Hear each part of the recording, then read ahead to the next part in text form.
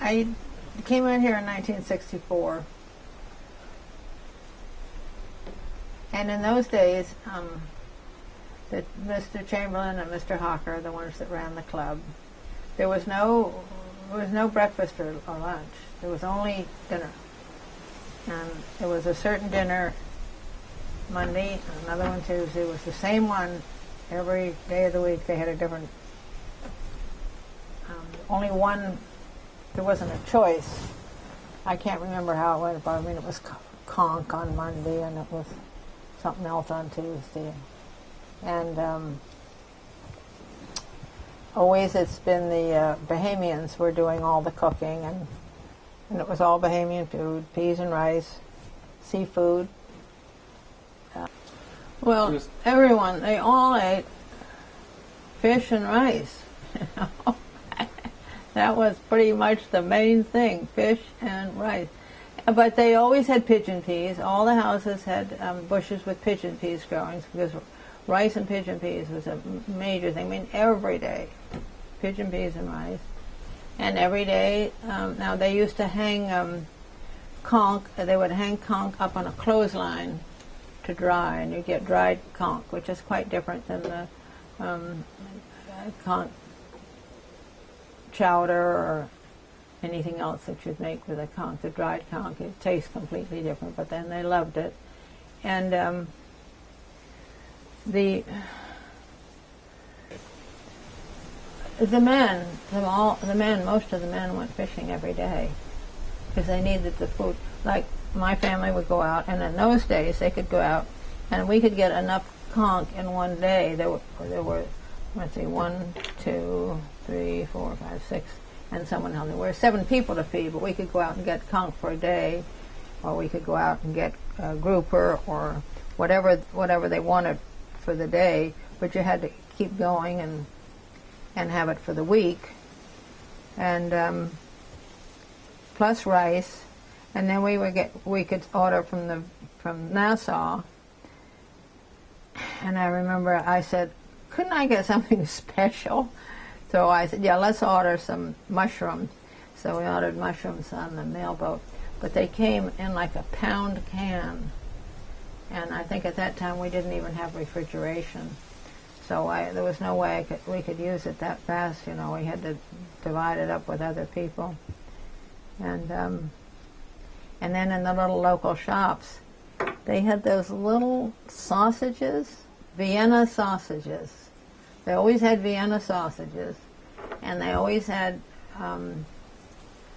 some kind of orange cheese, and they might have some butter, or anything else they had was canned, and that's what they got on the mailboat every week, until more and more people came from Nassau who were used to a better diet. And the kind of fresh fruit they had was the wild fruit, which just, if it was the only fruit you had, it was fine. But if you weren't used to it, it didn't really taste that good, you know. But we had sea grapes, and we had several other kind of plums, red plums. I've got some plums now coming on the tree, and but there really wasn't a lot of assortment, unless it was something special, you know, that somebody in Nassau got some candy or something like that for them. There were like papaya, mango, that kind of Papaya, mangoes, and they came in season, unlike what people are used to in the States, where it comes from different places all over the world. But when the mangoes were ripe, oh, they were so good. And that's when we ate mangoes. And when the guavas were ripe, and everybody just ate guavas. And the dillies, when the dillies were ripe, we ate them. And the Kumbo Limbo, and there's one now that's in front of the Gray's house, which I can't think of the name of. But Mrs. Gray would sit out under that tree with a big stick and protect it from the kids from coming and picking everything off and eating it. And what What about growing food? Have they ever been able to grow very much in the way? No, because it was always a matter of lack of water. Now that they've got city water, they're doing a lot better. But there's always been that problem of the water, particularly in the olden days. They grow the peas and rice. They grow the pigeon peas, and they grow rice, and onions, and a few vegetables, like a few tomatoes and things like that, but not much. There just isn't enough good soil here, plus the lack of water. And like I say, when the mangoes are ripe, we all get them. When something's ripe, everybody eats it. If you take somebody's house like Vivian Berkey, they've got a lot of various things there that they've planted, which are edible. But not enough to sell to other places. Enough for the family, or maybe for the people here, but that's it.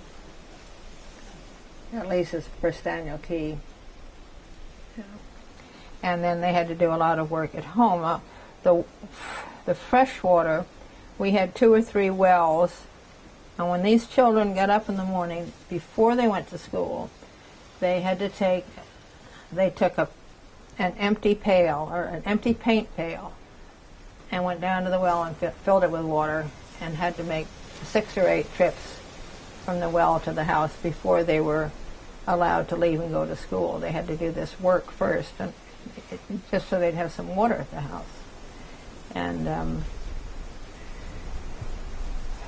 so we were able to dig a well, so we had a certain amount of fresh water for drinking, and of course we used the seawater for bathing and shampoos and what have you. As for sharks, of course, I remember the first time I came to the Bahamas, and I brought my 3 boys with me, and we were up at Compass Key, and Tucker took us out diving and swimming. And then I saw one boy swimming to the boat as fast as he could, and then I saw another boy swimming as fast as he could, and I saw Tucker out staying in the water but pointing to my boys and telling them to get to the boat. And there was this huge shark out there. I can't think of the name of it right now, but it was a dangerous shark. And he stayed in the water, but he made sure that my boys got to the boat quickly and got up and into it, you know. Did the locals kill more sharks? Like, were there more sharks? Yes, they do kill more sharks now than they used to.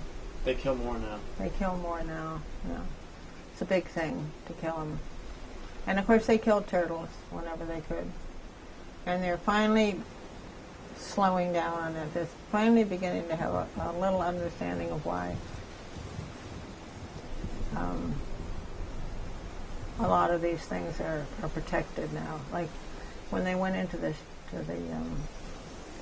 park, instead of coming to the local people and telling them what they were trying to do, they went right in there first, and they couldn't understand why they were being told not to kill this and not to kill that. And, you know, they were very angry about it because it's their life. You know, it's what they eat, it's what they sell. No. But they're finding, like, even Wade is realizing that it's a money maker. He can take people up there to the places and show them where to go swimming and where to dive and where to see fish, and that it's a money maker rather than going up and killing everything. But it's been quite a while to get that across. But even they were beginning to see fewer conch, fewer lobster, and the idea, what if you went out there and you couldn't get any conch? You know, it's like an unheard of thing, because conch is just a major thing they eat. But if they go out there and kill as many as they can, they'll soon be gone. And they're finally beginning to see that. In summer, my boys went up to their grandparents in Cape Cod, who were quite they couldn't understand why we had gone and lived in this island. And that despite we lived on this island, why the boys were well-mannered and very helpful to the grandparents in the summer on Cape Cod. But they were a bit baffled as to why we'd bothered to come into this strange place with no telephone and no way to connect to people, no easy way to connect to people. I remember after we got phones, we got just one phone in each community.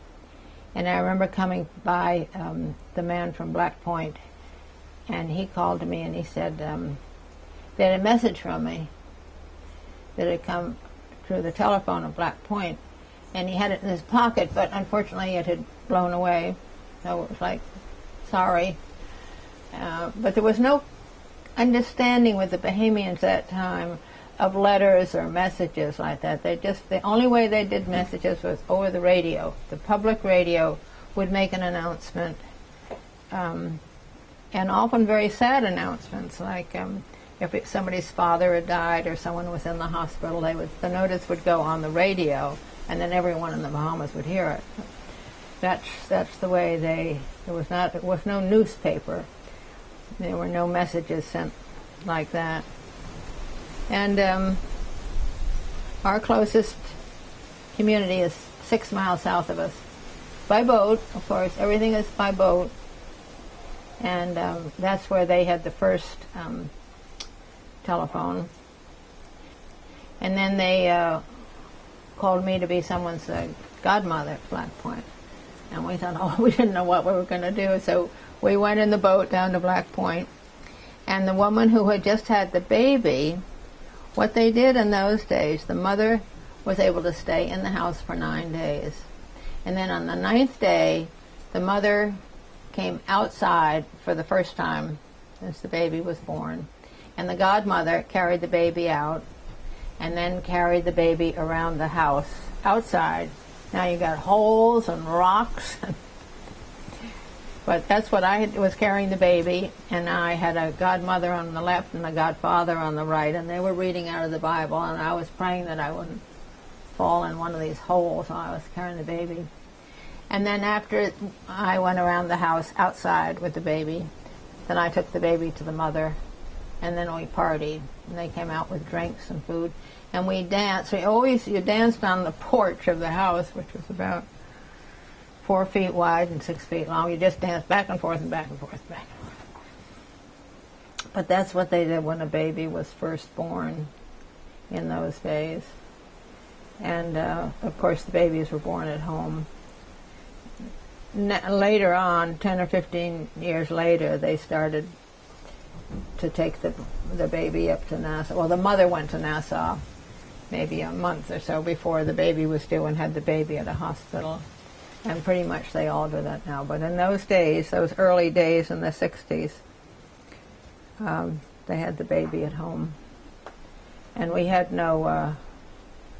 once every month, a nurse and a doctor came to the island to treat anybody who needed anything. But other than that, there was no medical care, unless you took the once-a-week mail boat and went to Nassau.